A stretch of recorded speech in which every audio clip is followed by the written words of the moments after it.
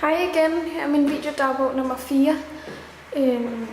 Jeg viste nøglen til min praktikvejleder i dag, og han synes, det var helt vildt spændende, og specielt bogen var han helt vildt interesseret i.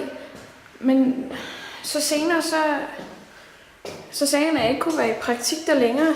Så ja, det her det er jo nok min sidste videodagbog. Det er helt vildt ærgerligt. Jeg synes ellers, det var... Jeg kan få mit dør åben. Nej, det må jeg glemme at lukke den. Jeg synes ellers, det var helt vildt sjovt at være i praktik der. Og han sagde bare ikke, hvorfor.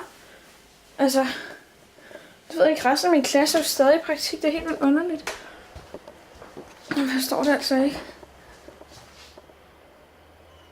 Hvad foregår der? Altså, er der nogen, der har været inde på mit værelse eller sådan noget? Jeg havde helt livryddet helt. Har det været indbrud eller sådan noget?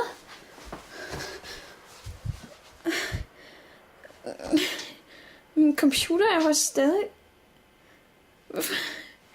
Hvorfor?